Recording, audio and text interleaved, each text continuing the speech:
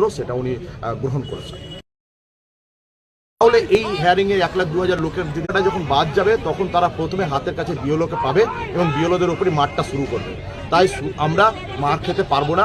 BDO sir আমাদেরকে ডেকেছিলেন, আমরা গেছিলাম। শেষ পর্যন্ত আমরা আমাদের সিদ্ধান্তে অনড় ছিলাম যে আমরা আমাদের যে সিদ্ধান্ত যে আমরা গণইস্তফা দিতে এসেছি, গণইস্তফা আপনাকে গ্রহণ করতে হবে এবং আমরা আমাদের এই কাজ চালানো সম্ভব নয়।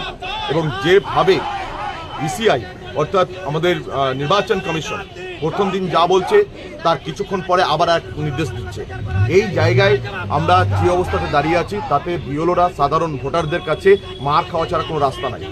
তাই আমরা আগে ভাগে গতকালকে আমরা দেখেছি যে নির্বাচন কমিশন সে সুপ্রিম কোর্টে যে হলফনামা দিয়েছে তাতে বলেছে যে সামান্যতম সংশয় যদি কারো থাকে তাহলে তাকে ভোটার তালিকা থেকে নাম বাদ যাবে।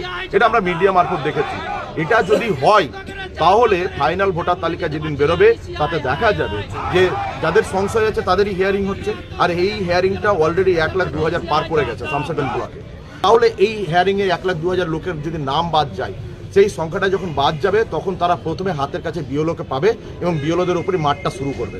তাই আমরা মার খেতে পারবো না। আমরা সাধারণ ভোটারদের যে হয়রানি হচ্ছে, আমাদের যে হয়রানি হচ্ছে, তার জন্য আমরা গণইস্তফা দিচ্ছি। শেষ পর্যন্ত উনি আমাদের যে গণইস্তফা পত্র সেটা উনি গ্রহণ করেছেন। তাহলে এই